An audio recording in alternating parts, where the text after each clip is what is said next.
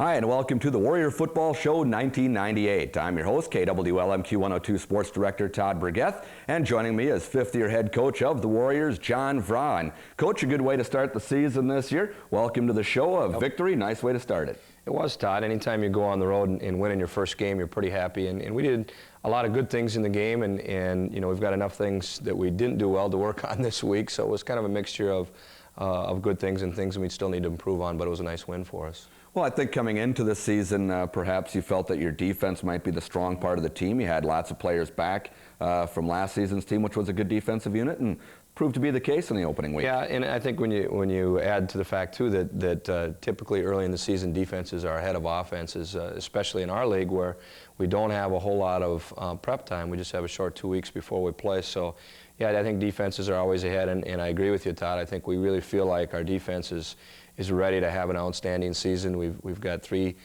starting linebackers back and one each up front and in the secondary that were both real good players for us last year. So when you combine those factors, I think you know, we were real excited about what could happen with our defense, and they certainly played well on Saturday. Yeah, this is the Warrior Football Show. We'll talk with Scott Clark coming up. He was one of the defensive stars from this past week's game. We'll also have our highlights segment as well coming up in a few minutes. But, Coach, were you happy with the effort and the intensity you got in week one? Sometimes they can be a little too emotional and sometimes maybe not quite ready to go. Were you happy with that? I was, especially the first half, Todd. I think, you know, we came out and we're ahead 17-7 at half. And really their only score came on a fumble on our offense that their defense returned for a touchdown. And I think we limited them to 10 net yards offense in the first half. And we had ran at, I think in the first quarter and a half, like 26 plays to 6 of theirs. So we had, you know, real good intensity from the start. I thought the second half our offense got a little ragged and we just didn't have the continuity and rhythm like we did in the first half. So that was a little discouraging, but I thought the defensive intensity was good. I thought our special teams was real good, except for the fact we missed some substitutions, so we had to take a time out here and there to cover for our special teams. But you know, those are the mistakes you hope you don't have the first week, but we did have some of those. But you know, in terms of the emotional part, the intensity part, I thought it was pretty good. Opened the season on the road this year, a pretty good road trip up to Virginia, but you're used to making those road trips in the MCCC. You go up north, especially in the preseason games, into the Northern Division, so probably used to that sort of thing. Yeah, you know, and it's kind of a fun experience for our players too. A lot of them have never been on the Iron Range area and it's kind of a neat history area too, and just a place to go and get away that, you know, you're on a pretty significant bus ride of 5.5 hours and get a chance to spend a day or a day and a half with teammates and people that you know are starting to try to get to know better and that. So I think, you know, some of those trips early in the year are real positive for us, and we had a beautiful day up there, and it was you know, just a good experience to go up and travel and spend some time together on the weekend, and then obviously if you play well and win, it helps too. Yeah, let's talk about the offensive side of the football a little bit now. Freshman quarterback starting from Wheaton, played 9-man football at Wheaton and came in, and from the highlights we saw, which we'll get to in a minute here, he looked like he throws the ball real well. Yeah, he does. Adam's a nice athlete. He's a baseball player, shortstop in baseball, and you know, he's that kind of hand-eye skill type player. He throws it real well, and you know, it's just a question for Adam to get acclimated into our offense and into the competition level that he's playing now, and the speed of the game may be a little bit different in that. But I thought he was real poised and threw pretty well. He did fumble on a rollout that they ended up running back for a touchdown, and he did throw one interception. So, you know, those are, I think, typical first game mistakes, and he definitely made up for it with, you know, the rest of his throws. I think he was 13 of 24 on the day for 188 yards. So he played a pretty solid first game for a first-year quarterback.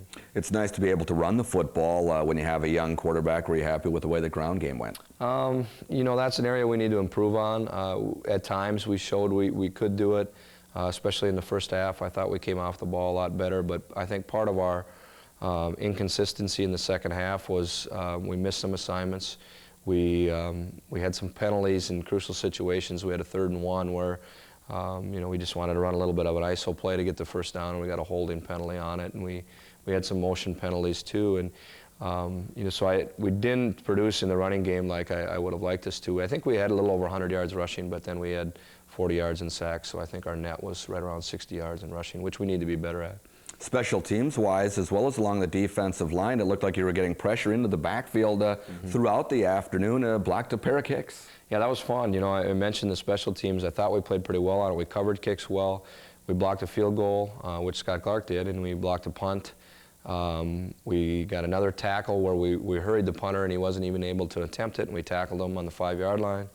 And they tried a quick kick on us, which I thought we were pretty heads up and played pretty well on. So, you know, overall, like I said, except for the substitution part where, you know, just getting the right people on the field, I thought our special teams played pretty well. 19-13, the victory for the Warriors over Mesabi, and let's take a look now at the first half highlights.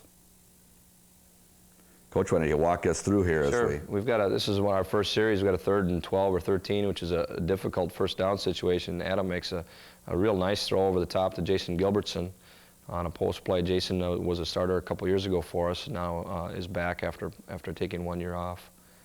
Another 3rd down situation where we spread out this time, and Adam hits Josh Kavanaugh this time. We ended up stalling on that series, and I think we've got a couple defensive plays in a row here. You'll see our defense making a lot of plays, a lot of tackles behind the line of scrimmage. Here's their quick kick. They're faking like they were a little mixed up. The quarterback steps away from the center, and they kick it out of there. But we were, you know, we had our safeties back, and we were a little bit aware of that situation. So that was good. We played that well. Quick kick on their first possession, a little unusual. Yeah, it was a quick kick you know, on a 3rd down. It really wasn't that terribly long situation either, 3rd and 7 or 8. I wanted to get the ball to Josh Kavanaugh. You know, Josh is a returning receiver for us, and I think ready to have an excellent year. And so we threw a couple quick screens to him. I think here this is our 4th and 1 situation where Adam did fumble the snap a little bit and never did get a good hold on it and getting it knocked away. And this was their only score then in the first half on a fumble return.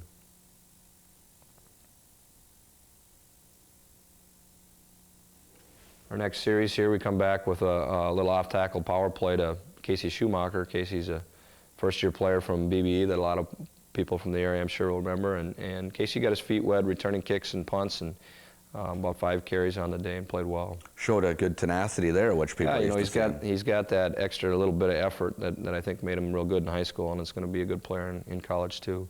This is Kevin Alkus. Kevin was a backup fullback for us and from Ortonville, and Pop's little trap play there through, and that got us down to the 1, and Hoffman sneaked over for our first score.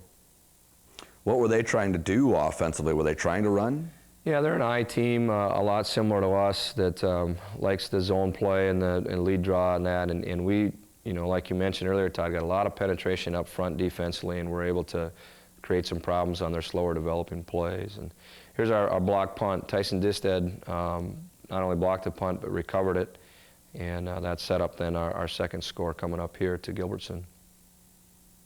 So Gilbertson, another of your featured receivers. Yeah, you know, Josh and nice throw. And Josh Kavanaugh and Jason are the 2 guys that were started in there, and both have had a lot of experience and both played well. Gilbertson had 101 yards receiving, and Kavanaugh had 7 catches or so. So you can see again here, we had many tackles for loss.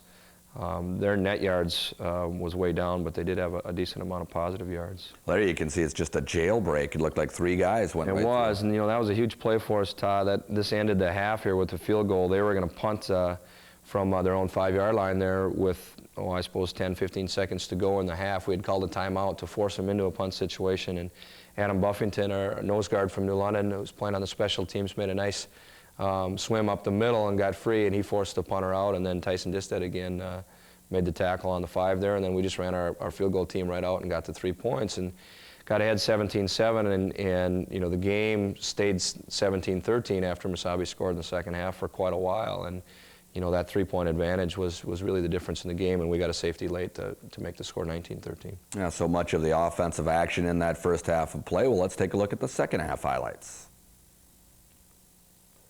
A little more defense here. They came out and made some adjustments in half and ran some dive option. We knew they had this in, but we hadn't seen it in the first half, and the quarterback, pretty good ride fake there to get around the end, and fortunately our defense, you know, answered the 2 or 3 different times that Mesabi was down in there deep. We got some tackles for loss, and I think we go here with a couple tackles for loss, and then we get a blocked field goal here. This is by Scott Clark coming off the right side of the screen there. And that, you know, again, prevented a scoring situation. Our defense really toughened up, you know, when we needed to down in there, which is a sign of a real good defense too. Yeah, inside that 20-yard line is really the test. And here we made a little adjustment on a draw play at half, and we hadn't really run that exact play. We tried running it in the second half and ended up fumbling on it. So it was one of those adjustments you made, and you go, why did we do that? But we put the defense in bad shape again here, but they answered once again, and with a couple nice plays. And then finally, Mesabi did on a 4th and 2 get a little play action pass that they scored their second touchdown, really their only offensive touchdown in the game. I mentioned our just a little bit of inconsistency offensively the second half, and one of the things that really kept our field position established was our kicking game. And Brian Dingman from Rocori made a nice punt here in coverage, and we had 2 or 3 in the fourth quarter here to establish field position and keep our defense, making their offense, I should say, go a full length of the field. Mm-hmm. Short drops it looked like they were using. Was that the case the whole game? Yeah, they only threw it 13 times and only completed 3. But we got an interception by Aaron Blom here. And in most of their throwing stuff, especially late in the game, Todd, they did go to the 3-step drop because of the pressure that we had put on them. Again here, we had kind of put our defense in tough shape with an interception that they returned down into about the 30 or so. And now they got 1 first down, but then we toughened with our 3rd and 4th down plays here. This was a 4th down play to, again, ensure that they didn't get a score. Then we get 1 or 2 first downs to kill some time here. A great catch by Jason Gilbertson over the top.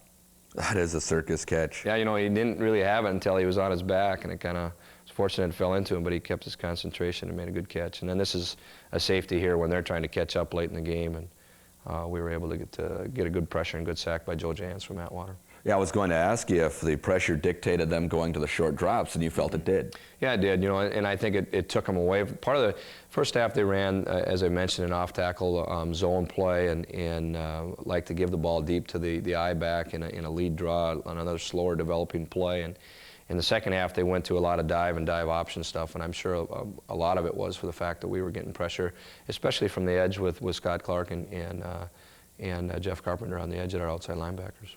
All right, this is the Warrior Football Show 98, and we're going to let Coach slip out and bring in Scott Clark, defensive star of the game. Totaled 39 defensive points this week during the 19-13 victory over Mesabi. And let's bring Scott in here now, a linebacker from the Kimball Cubs. And Scott, the defense was going wild this last week. What was going on in the huddle? Were you guys pretty fired up? Yeah, we were ready to go, waiting a long time, worked pretty hard for the first game to come. It came and everyone showed a lot of energy and just got it done. Did the defensive unit feel that you guys are kind of taking the weight on your shoulders here in the early part of the season until the offense can kind of get gelled? Do you guys feel like kind of the pressure is on your shoulders a little bit? No, not really. We're just play our best, and the offense is going to have their games. They'll bail us out, so it happens. Talk about the blocked field goal that you had. It looked like you kind of came around the end a little bit and slid in behind the line of scrimmage. Yeah, the guy lined out a little too wide, so I tried to go between them, and I got enough in the backfield, and they kicked it kind of low. So, what are you thinking? I mean, what's your instructions kind of from your defensive coaches or your special teams coaches when you're lining up in kick coverage, or in that instance trying to block a kick? Is it pretty fluid? Are you kind of out there, if you can go in, you do that. If you go around the end, you do that, depending upon where the man is across from you? You're mostly supposed to contain the outside in case it's a fake, but that one I went inside because the guy lined up too far outside, so I had a nice gap. Otherwise, you're supposed to contain to make sure nothing gets around you. So as long as there was no fake in that play, then you were Yeah. kind of the hero in that situation. Lots of pressure from the defensive front and the new 3-4 defensive alignment from Coach this year. And you're an outside linebacker, a little bit of a hybrid almost. Do you get to rush the passer quite a bit? Yeah, you get a lot of stunts to go in, depends on the coverage. It works out good, get a lot of rushes in. Now, 3-year starter for Kimball, 2-time all-conference player. What's it like stepping up playing with Kimball and now your second year as sophomore here at Ridgewater? Well, the competition's a lot tougher in college. Every spot's filled pretty good. There's no weaknesses on teams, and everyone works real hard. It's just more intense games and stuff. Now, what's the college life like? Have you kind of enjoyed that, getting away from home a little bit and studying and enjoying the college life? Yeah, it's been pretty good, pretty laid back, and college isn't that tough sometimes, I guess. Got to work hard, and it all works out. Well, what are some of the subjects you're studying? I took psychology and sociology, and I'm not sure what my major is going to be yet, so kind of getting the generals out of the way. And getting used to playing some football again this Yep. year. Now, Vermilion next, always a tough test. Yeah, they are tough. We're just going to go out there and work as hard as we can, and hopefully we'll come back with a win. All right, thanks, Scott, for joining us here on the Warrior Football Show. Thanks. All right, Scott Clark, linebacker from Kimball, as I mentioned, 39 defensive points. And talking with Coach Vrob before the show today, he said that that is indeed a high total, Coach, and Scott put in a full day's effort. He did, and you mentioned the 3-4 defense, and we did some study, and we went up to the University of North Dakota this summer, and some friends that I have that are still up there. And more than anything, we were just going up to get some ideas and tinker a little bit, and we really liked what they did, so we kind of made a switch to it. And one of the biggest reasons we did was because of the returning linebackers we had. We had Scott at the one outside and Jeff Carpenter at the other, and it puts a lot of responsibility on those two. They do so many different things. They're in pass coverage about 50% of the time. They're in pass rush and more like a down lineman about 50% of the time. And then, they're asked to disguise and not show what they're doing and try to, fool the offense a little bit in that too. So it's been a fun defense for them. They've reacted very well to it, and I think, indicative of their play in that, Scott had a really high point total. I mean, you throw in a block kick and a sack and a couple tackles for loss, and you're going to accumulate a lot of points in our point system. But those are the big plays that we're going to need the whole season to be a good defense and a good team overall. Talk about some of the subtle and not so subtle differences between what you ran last year, which was basically a 5-2, to the 3-4 this year. Well, probably the biggest difference when you look at our defense is that we have 4 secondary people in. We played a 5-2, which is put 7 people up front, and really with a 5-2, then even though it's 7 up front, we're playing with that strong safety is more like a linebacker, and it looks a lot like a 4-4. So it's really more 8 people up, and now we have 7 up, and then we're going to drop one of those outside linebackers in coverage. But when you look at our secondary, we're always going to have 4 people in the secondary, 2 safeties more so than 1 safety and an outside linebacker, and that's probably the biggest difference. And then you'll see 1 extra guy up on the line of scrimmage. We'll put, it looks like, even though we call it a 3-4, there's 5 up on the line of scrimmage with those 2 outside linebackers. And so it's been different. It brings people from the edge a little bit more from the outside, those outside linebackers, and I think that's an area that we have been pretty good at in the past, so I think it highlights that area a little more. You talked about having an extra man back in coverage. Fair to say then that the conference, there's more passing teams than rushing teams? Well, that was the other part of it, Todd. We see Vermilion and Fergus Falls and these teams that jump into multiple formations and throw it a lot. So we have to be able to defend that. And then when we get into teams like Rochester that run the ball pretty well, we have to be able to put a lot of guys on the line of scrimmage. And this defense allows us to do both. We can cover with our 4 secondary people, and yet we can still have 5 people on the line of scrimmage to play strong against the run. And I think we don't have to tip off what we're doing so much, I guess, is maybe the best way to describe it. And we can play both the strong running teams and the stronger passing teams without changing a lot of different philosophies in our defense. All right, big week of preparation this week. Vermilion coming up, a home game, the home opener, 3 o'clock at Hodap Field in Wilmer, and the traditionally awfully tough Vermilion team. Yeah, and Scott can tell you too, we when the returners met last winter, we always have them go through a goal sheet. And I talk about, goals and the types of goals that we want to set in that, and then I leave the room and let them decide what they want to get accomplished for the next year. And when they came back with the goal sheet, at the top of the list was beat Vermilion and Rochester, and it did it in a context that those aren't the only 2 games we got to play during the year. Obviously, we have to play well against the other people, but we're in our 6th year with our coaching staff here, and we have not beat Vermilion or Rochester yet. And we really felt like, hey, if we can, make it an emphasis to get up into that next level of teams, that's where we want to be at. If we're going to be a state championship type of team, we have to start beating the Rochesters and Vermilions. Well, that's game week this week for us now, so let's see where we are at, and it'll be fun. It's a good challenge week for our guys playing against a quality opponent. They're still throwing the ball a lot. They're very big on defense, and they're gonna be good. So, you know, it's gonna take nothing short of a perfect game for us to be able to beat them. Have had a coaching change though, haven't they? Yeah, they did. Jack Cabarro was our coach for the last, I believe, 8 or 9 years, and he took a high school job in Michigan. And Keith Turner, who's worked with their program for a number of years and also works in their admissions department at Vermilion, is taking over the head coaching responsibilities. And Paul McDonald of the basketball McDonald family, you know, in Chisholm is their offensive coordinator and also their basketball coach, and he remains. So I don't think their offense will be too much different. And Keith has worked with their defense for many years, so I don't expect a whole lot of changes philosophy-wise in what they're doing scheme-wise, but we may see just a little bit of different look in how they approach the game in that.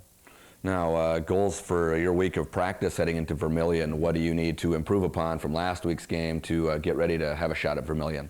Well, I think we need to look at getting a little more misdirection in our running game on offense. And you know, I mentioned the fact that I didn't think we ran it that well, and in defense of our guys up front, we need to, as a coaching staff, be able to put them in a better situation to have success and to be able to add a little more misdirection and maybe some deception in our offensive running game. So we're going to try to implement that.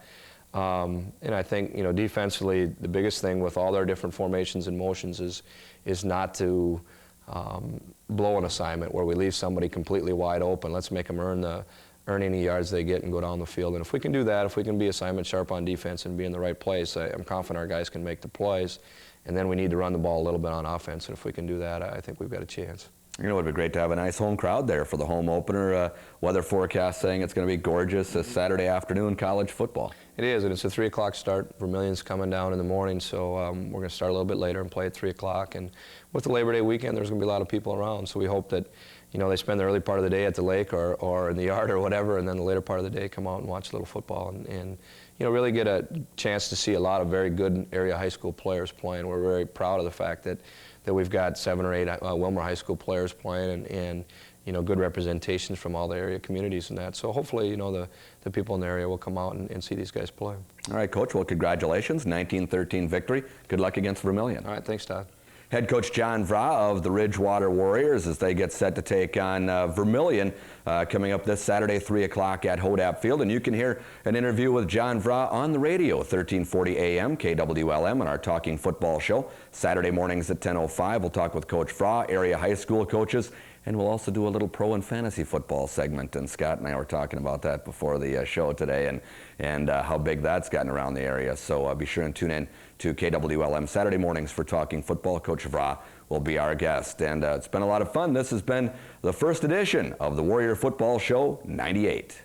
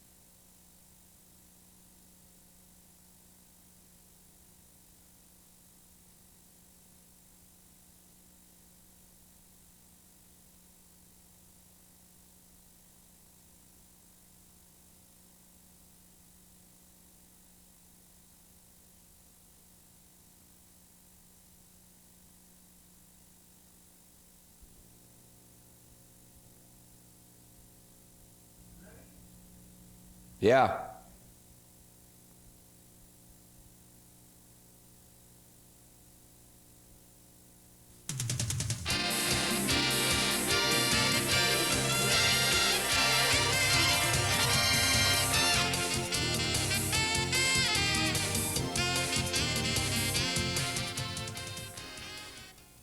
Hi, and welcome to week 2 of the Warrior Football Show 98. I'm your host, Todd Brigeth. On the show today, of course, we'll have John Vry, head coach of the Ridgewater Warrior football team. We'll also talk with Aaron Blom, who is starting free safety and captain for the Ridgewater Warriors. And we're going to talk about Ridgewater's big win this past weekend at home against Vermilion by a score of 14-10 as they improved their record to 2-0 on the season. And let's bring in head coach of the Ridgewater Warriors, John Vry. And coach, first of all, congratulations. Nice win. You finally got that win under your belt against Vermilion. Thanks, Todd. It was fun. It was a real huge win for our program, and you know, not to place any more emphasis on one win early in the season, but it was a win that we had really you know, earmarked as one that we needed to get this year and to make a move up in the league, and it was a fun win for our players. And you talked about before the season started how you thought that you'd be able to hang your hat defensively. Certainly the case. I mean, Vermilion doesn't get held to 10 points very often. No, and not at all. And you know, maybe they don't have the big-time receivers that they've had in the past, but they're still very good offensively, and they still are going to score a lot of points throughout the remainder of the season, I think. And I think it was credit to our defense. We caused 5 turnovers. We had 3 interceptions and caused 2 fumbles, and really just missed on another fumble that we could have had.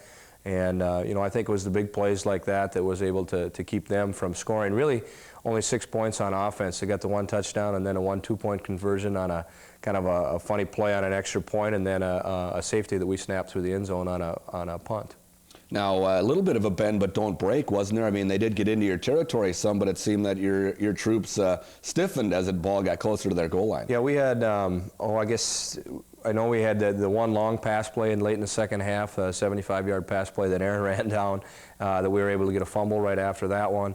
We had a longer run down in there that Vermilion got that we held on a 4th down situation, and so there was, you know, some of that. But I think, you know, that's the type of defense that we want to play. Don't give up the big play. Make teams, you know, earn 2 and 3 and 4 and 5 and more first downs to try and beat us. And if they do, we feel like, you know, we're going to be able to make some plays in between there. Yeah, not only don't give up the big play, as you mentioned, but make some big plays yourself defensively. And you talk about getting 5 turnovers, 3 interceptions, 2 fumble recoveries. That's making big plays. It is, and I think, you know, it was the difference in the game for us this week. We had 1 turnover. We threw 1 interception. We didn't fumble the ball.